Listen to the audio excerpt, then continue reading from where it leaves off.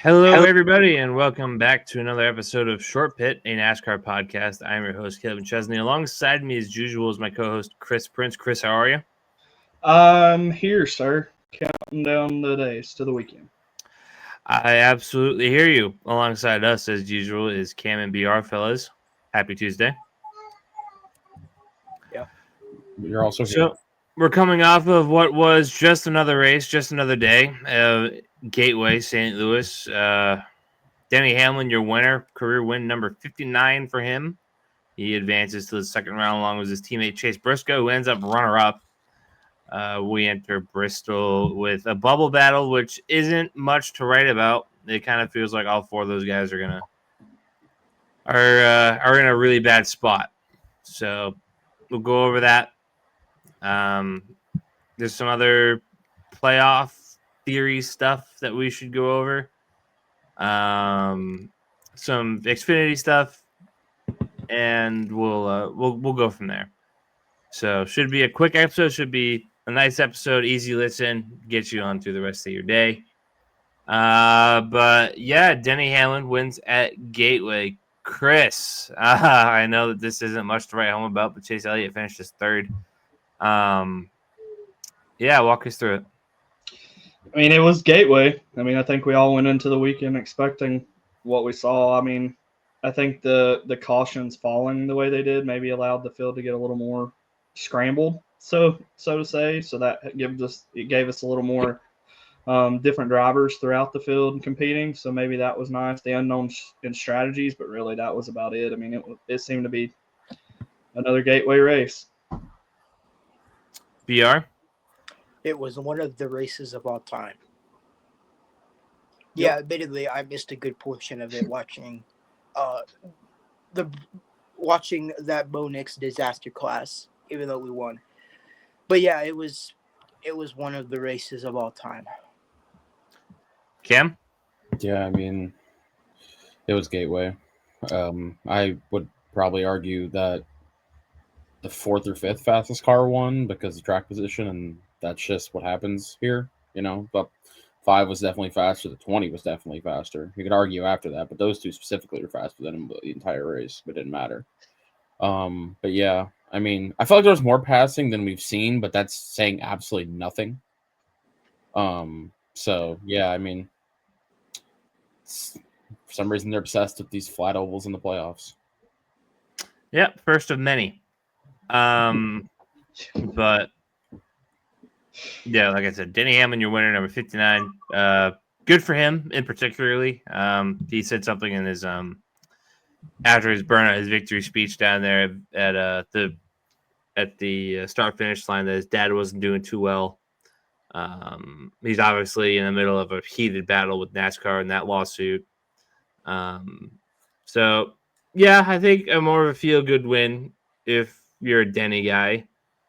This is generally a pro Denny podcast, I think. So yeah, hope all is well with him, and congrats to him. Win 59. I think win 60 is coming sooner rather than later, which is kind of his ultimate goal right now, as he competes for his first Cup Series championship. But I don't have much to say from that race, honestly. I mean, it's 8 weeks from now, and it's Penske, so who knows? But you can't not call Toyota the favorite right now. No, they certainly, between Hamlin, Briscoe, Bell obviously being super strong, Bubba Wallace being super strong. Yeah, Reddick's been really strong too. Reddick's finally come alive. It only took him all year.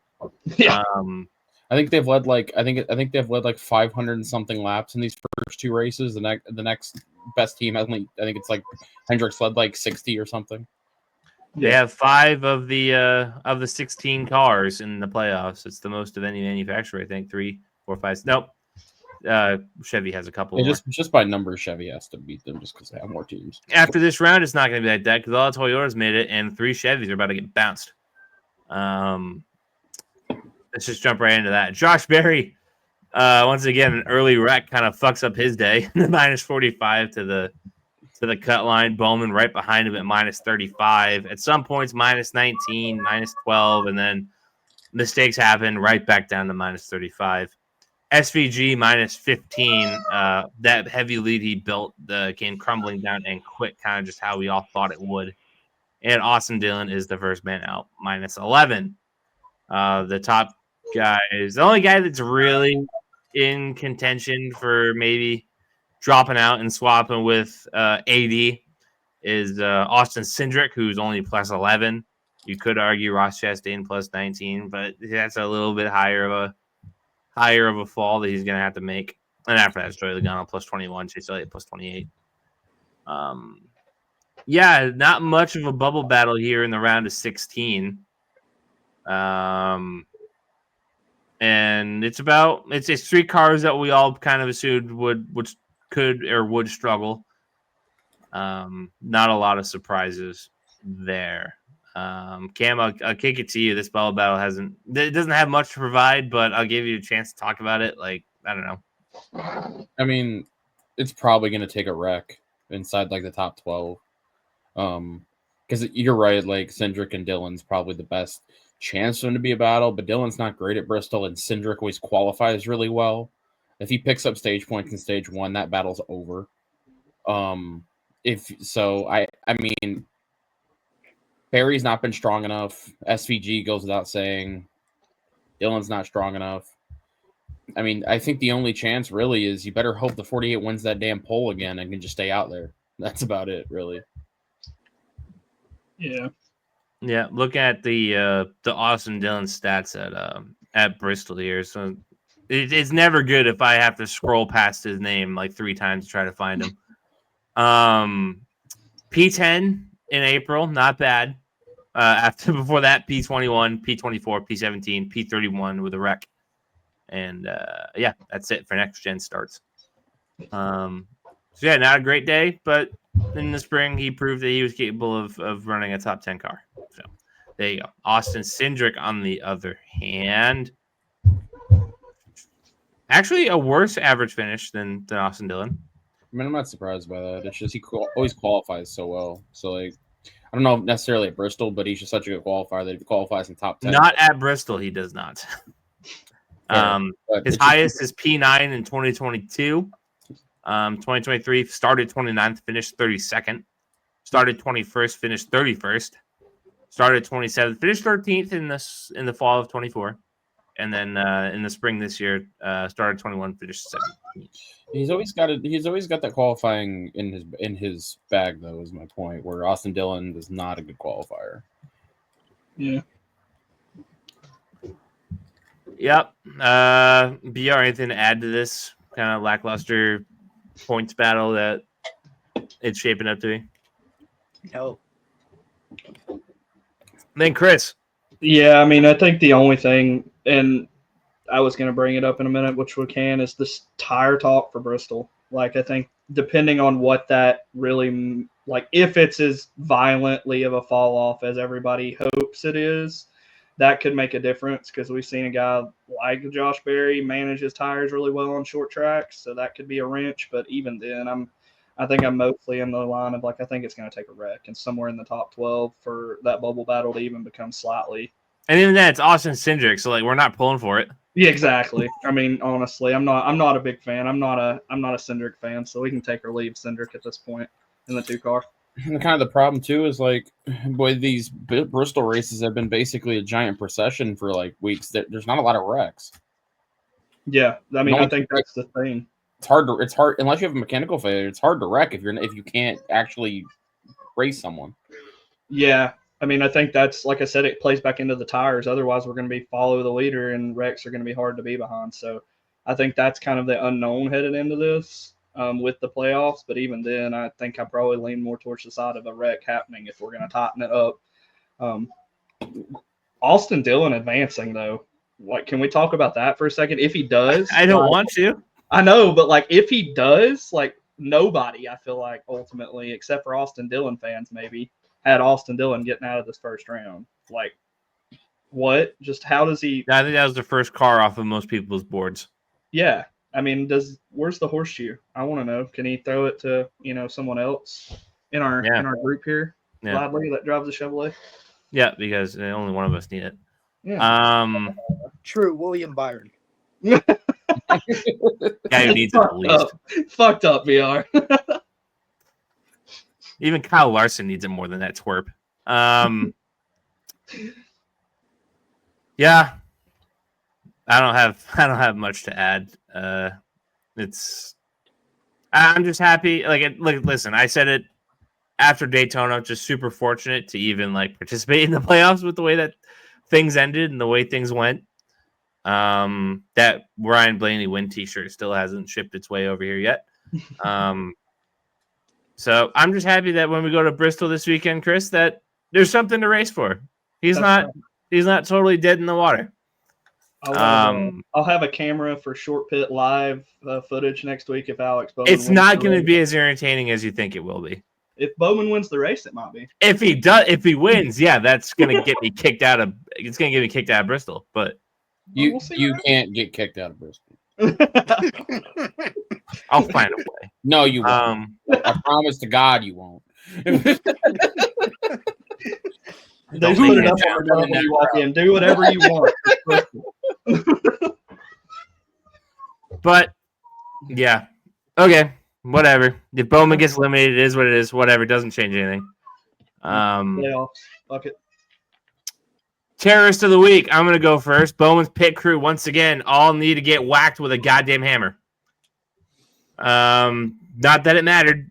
I think they only got up to P12 or whatever, and consistently running. And then they had the slow pit stop, and then he sped through the next time. Not that there was any real progress made.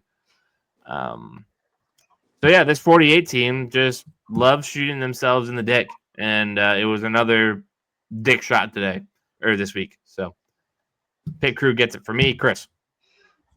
2 champions going into a turn battling. One for the lead, or almost for the lead, I'll say. I don't remember at this point, but 2 champions. One just slides up the track, clips the other one. I'm just going to have to go with Ryan Blaney for not being able to take a bumper hit from Kyle Larson at this point. I mean, no, I'm just kidding. Fuck it. I'm going with Alex Bowman's pit crew at this point because, God dang it, how much more can you shoot? You ain't going to have no toes left. I guess that's why they changed the pit crews out, because they've shot themselves in the foot so many times. Yep. Some of that 77 crew hops over to the 48, try to make the best of this last minute dash. He's preparing for his full-time crew next year. I bet. BR. Kyle Larson just smoked Ryan Blaney for no fucking reason. Wasn't needed. It just totally just sends him. That was crazy. Yeah, he did a lot for the stereotypes that Asian people can't drive. On site. Cam. I mean, is there any speculation? Yeah, Larson. All right. 2 votes for Bowman's pit crew, 2 votes for Kyle Larson. Driver of the week. Average Hendrick activities. Yeah. Cam, your terrorist, your driver of the week. We had terrorist. I'll give it to Bubba Wallace. He led a bunch of laps, finished in top 10. This is a track that's usually not kind to him. I'll give it to Bubba Wallace. BR? I will also give it to Bubba Wallace for being 50 points above the cut line. So even if we wreck, God forbid, we're set into the next round. Did not expect this, but hey. I'm going to go with Bubba too, actually, before I had that on my notes anyway. Dude led the second most laps, won the second stage, I believe. Yeah, right? second stage. So, I mean, he's racing differently, it seems like, with the pressure off of him and being on that bubble. So, yeah, we'll give it to Bubba this week. A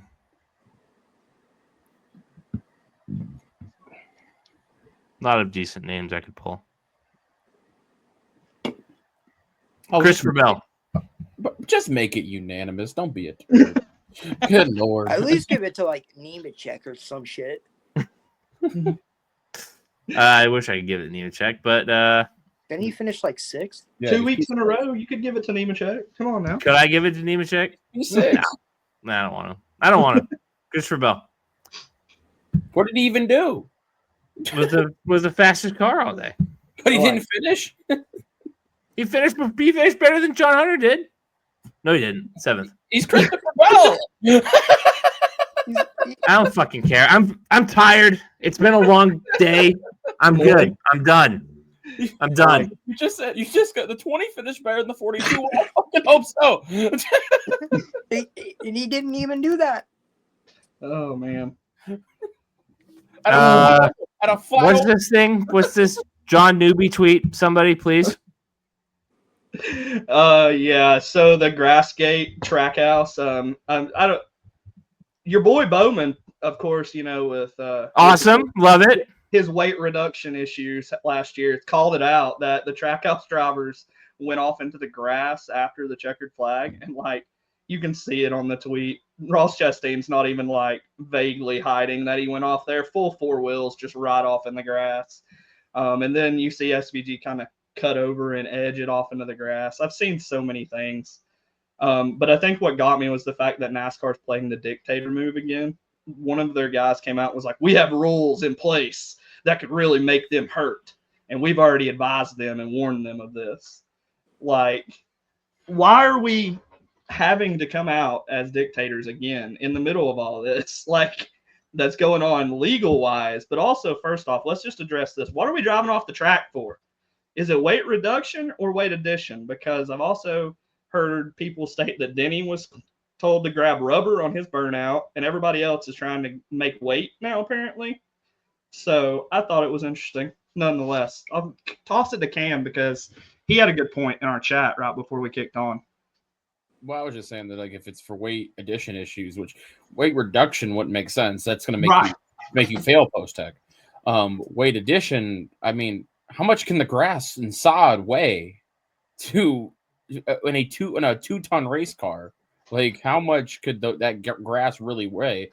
My thought was maybe they were trying to damage the diffuser or the underbody because that part was illegal. Maybe if we're going down the path of it being nefarious, are they trying to shave something off the underbody that was illegal? That's the only thing I can think of. So the problem is that Bowman's not cheating anymore. Yeah. That's what it is. Bowman's not cheating anymore, so Trackhouse is picking. So now he's finishing fucking 30th and 26th every week. I think that's the thing. Why are we cheating up cars to finish in the 20th if that's the issue? If Trackhouse did cheat up something on that underbody, they finished in the 20th. It didn't do them much good. 48 cars on some Michigan football shit. I think that what gets me too is I don't have the HBO in-car stuff. You guys do.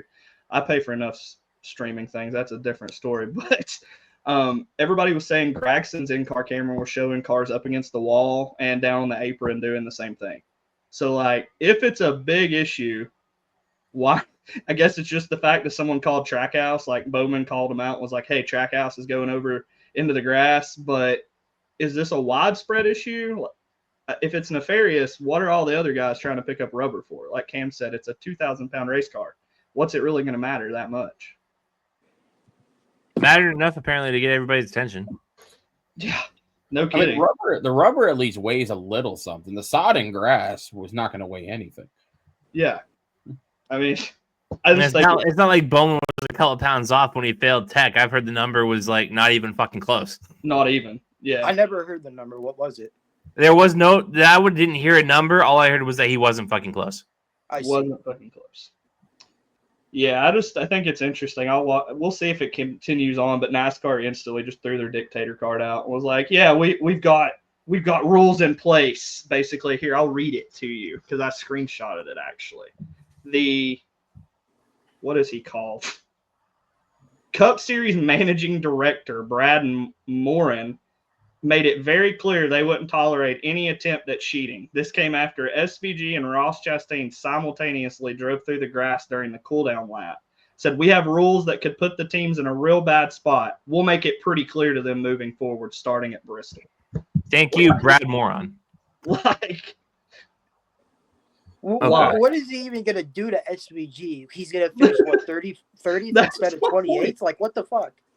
Why do we, at this point, what are you going to do to SVG? He's going to have to go out and just win on a strategy call to even advance. So Ross Chastain, maybe we go and threaten him with some points. But at this point, if I'm SVG, I just find grass at the end of every race and ride through it. Just for the fun of it at this point. Sorry, I'm from New Zealand. This is something we do. Yeah, we just drive through the grass after the checkered flag. Get over it.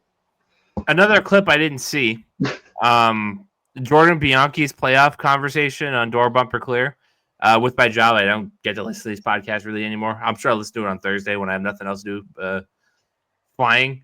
Yeah. But Cam, I'll kick it to you. I assume that you've seen it. What's Jordan Bianchi's big idea? I mean, it was weird because like it was him and Cindric and Freddie Kraft, and he was like, he it wasn't that he was bringing the idea up; it's how he was saying it. Like he was like, so if we had like a 4-race championship round, would that be a good compromise? Like he was insinuating that like this was something he'd heard, and it wasn't just something he came up with. Where basically it'd be 3 races, 4 races, and a 3-round playoff. Now, my question on that is, does that mean the final round's 8 drivers? I hope not. Well, I think that's what I gathered from it was what he's wanting because what I gathered anyway was the drivers want more of a chance. So their thought process, or at least his behind it, was, from what I gather, again, that more drivers would be in that round of 8 for the championship. So that's kind of the thought. But it was just the insinuation of it was this. Like he made it sound like he wanted to get Cindric's opinion because it like is a thing that's being discussed. Not I just came up with this right now. But Bianchi's also an arrogant prick, so who knows? It's a very fair point. Bianchi is an arrogant prick. But yeah, he's not wrong. Like if they go that route, there's issues and details I'd want to see, but why not 3-3-4? I mean, it's better than what we got. At this point, yeah, I think that's right. I mean, you're going to have the final 4 races deciding who's going to be the champion. Well, for the love of God, don't put Talladega in there. That's all I'll say. That's all I'll say. Talladega and Daytona are going to be your first 2 opening races of their own. I mean, a third Daytona race. They're addicted to Phoenix, so we'll throw them that bone. Make it Kansas, Phoenix, Martinsville, and Homestead. Okay, I'm down with that. If that's they're addicted to Phoenix, so we'll throw them that bone. But give us Kansas, Homestead, and Martinsville. Well, next thing you know, the Roval is going to be in the championship award. Yeah, you're going to get the guys clamoring. Yeah, the fans out there. There's no road course in there. Why can't the road course guys win a championship? And then you're going to have 2 road courses in the final 4 races because NASCAR. Was that your New Zealand accent, Chris? Yeah. Well, whatever. it would just be funny, though, if it was like the first one. He just wins the first round, and he has these big points, and you just see it slowly tick down at the end. Tick down. I think the thing with them bringing it up, like Cam said, it was the fact that he was insinuating. Like, what does he know? Like Freddie Kraft said, what does Jordan know that we don't know? Like Ben Kennedy and all those clowns have been saying like all year that we're not ruling anything out. And then next year we get the same playoff format. What are you talking about? Well, we changed the tracks up. Can't you appreciate that? We probably will get the same playoff format, but they haven't committed to that for what it's worth. Like it says that on the schedule, but those clowns have insisted that they haven't actually agreed on a playoff format yet. The big thing they're running into playoff formats, from what I've seen too, now just miscellaneous things, is the TV deal. Because the TV companies obviously have a big play in how that goes down now, apparently. So the TV the broadcast split for the playoffs, even though NBC has it all. So why are we splitting it right now? Like, why can't we just leave it alone and change the format? Why are we? I think that's just crazy to me because one TV broadcast company has it. So how are you even going to use that as an argument? Well, it's probably because they want that 1-race championship because Fox has the Daytona 500, Prime has the Coke 600, TNT has the in-season bullshit in the Brickyard. They probably are like, well, we're not going to get I guess they have the Southern 500, but as we saw, that doesn't do the ratings the other races do. They're probably like, we want to have like our one marquee event, I guess. That could, I didn't think about that. That makes sense because it would be the only kind of argument there. But even then, the playoff conclusion, right? You could argue that would be the fireworks show for them. I don't know. I think it's interesting because you could play it a bunch of different ways with that format. So we'll see what happens. BR, anything to add to that lengthy discussion, or should I just kick it off with you for the next one? Let's move on. Raja Karuth is expected to join Junior Motorsports in a part-time seat. No official announcement yet. Does this entail that he's going to leave his truck spot? From what I've saw, No, he will continue his full-time truck series campaign in the 71. So he's just going to do more Xfinity races next year for Junior Motorsports. BR, what do you think about that? Yeah, I mean, I like Raja. It's cool. I hope he does well in it. I think it's good to see. Christopher? I like it. I want to see him in good equipment. Correct me if I'm wrong. He's not only been, I think, Cam may know. I haven't really looked, but he's not been in the greatest equipment in his Xfinity, trips. So it'll be cool to see what he can do in good equipment in those limited kind of things, because he's not been horrible in the trucks. He's been, pretty good. So I'll be interested. I'm down for it. Leaves you. Yeah, I mean, Bowman's warming the seat for him. He's warming the seat for fucking everybody. Just fucking bring it. I'm just warming the seat for me. I had to make the joke because, like, every time I'm a Hendrick, especially Bowman, but I've even seen it with the other Hendrick drivers. They're like, "Oh, he's just warming the seat for Raja." It's like a Twitter meme.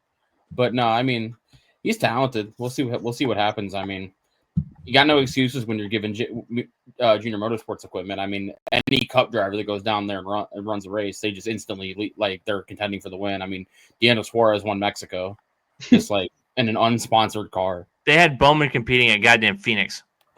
Yeah, I mean, Hell froze over. It's good equipment, so it'll be cool to see him compete in that. I mean, he's, like I said, he's not been bad in the Spire trucks either. Like, that's good equipment, but I mean, it's Corey Haim's series to lose at this point, I feel like. So yeah. All right, Bristol matchups. We actually have some matchups this week. oh, Kyle, it's all but 1, 2. Okay, never mind. Kyle Larson versus William Byron. Given this track's history, I just feel like Kyle Larson belt ass until proven otherwise. yeah. In agreement there. Denny Hamlin versus Christopher Bell. I mean, as of recent results, Denny. Yeah, I'm gonna go Denny, right? Just off Also with a new tire. Yeah, we'll see. I'll say Bell to be different. Chase Briscoe versus Tyler Reddick. Briscoe looks unstoppable. Yeah, I'm going Briscoe too. Blaney versus Chastain. Blaney has such awful luck here. But I'm where doesn't he have awful luck? Well, I mean, fair point, but like Bristol's special. He's led like 100 plus laps here like 5 times and is wrecked every time. But you're right. But no, I'm gonna go with Blaney then. Yeah, I'm gonna go with Blaney. I just don't, unless Ross just comes out and puts on a heater. I don't Ross is yet to put up a top 5 here. Yeah. Ross ain't that great here. Closest he's come is 6th in 2022. He was 7th in the spring. No stage wins or anything like that. Got a P2 in the stage and a P6 in the stage. Nothing to write home about. I'll take Blaney. Okay. So that's that. Driver picks. BR. I'm not going to pick Kyle Larson because that's kind of boring. It's kind of like... I'm sure the odds are like minus 100 for Kyle Larson. I mean, he has an average finish of something stupid, like 2 point something. Plus 265 for Kyle Larson. I'm surprised it's even that high or that low. Same. Whatever you put it as, yeah. But no, I mean, Christopher Bell, why not? He's finished like top 10 every Bristol race in next gen, if I recall correctly. He won on the dirt. Yep, he's won on the dirt and he's finished top 10 on the concrete since 2022. He's in fact come this close to sweeping the stages, finished P3 2023 in the fall, but won the first stage and won the second. So, car's dominant here. Look out for that 20. Kim. I mean, like, it's hard not to pick Larson, honestly. So I'm just gonna do it, but I'm just gonna shout out though. This could be a really good track for Legacy, considering what we've seen recently. So I'm not saying they're gonna win because they also have to qualify well, and they cannot do that. But, Yeah, Christopher. Yeah, actually, I'm going with Bell too before BR. I put down on my notes he's averaged 6th place finish, led 359 laps in the last couple of races. All the stuff you see on driver averages. But I think the big thing with me picking Bell is going to be those tires because Bell is a hard charger more often than not. So we'll see if he can manage them. Education says to go with Christopher Bell or Kyle Larson, but throwing caution to the wind here. John Hunter Nemechek. Fuck it. Got nothing else to do. I brought up the Legacy thing first. I mean, yeah. I mean, they should be good here. Eric Jones this is one of those Eric Jones tracks too, where he's like, I haven't seen him in 3 months. Hey. Shows up and he's the intimidator, or like he was at Darlington, he's damn Richard Petty when he breathes in. I want to see Eric Jones run Darlington in the 51. I just want to see what happens if that happens. In that first big tire wear race in the St. Patrick's Day of 24, John Hunter Nemechek ran 6th, finished 5th and 4th in the stages after starting 26th. So that's what I was saying. Might be a legacy day. Eric Jones, not so much. I'm Team Chaos. I'm with Denny for this race this weekend. Team Chaos. Fuck it. Yeah, let's just let Denny go all the way and just piss everybody off. Let NASCAR hand him the trophy. Let him give the finger to everybody. It's just dumb because it's like, we'll see what happens with the tire, but like this track has been what it's been recently. It's just like, tell me where they qualify, and I'll make the greatest picks of all time. It's how it feels. Yeah, I mean, tell me where everybody qualifies, and then give me the free range of the top 15, and I feel like probably we could go and just pick out the best finishers. Denny Hamlin does have the average best start at a 4.2. Christopher Bell 6.8. Chase Briscoe 8.2. Blaney 9.0. Alex Bowman 9.4. Yeah, Blaney always qualifies well here, and then something happens because he's Blaney. Chase Briscoe wins the pole, sweeps the stages, and wins the race. He's the one who puts on the snooze fest instead of Hamlin. I don't think anybody's going to be shocked just how they've been running, but like that would just come out of nowhere. A Chase Briscoe run. I mean, it's a long postseason, but I mean, you gotta say those two cars are probably the favorites right now. Briscoe's just turned it on. Nobody saw it coming. I feel like he just out of nowhere just started racking off poles and good finishes, and then he's always in the top 5 like every week. I don't know.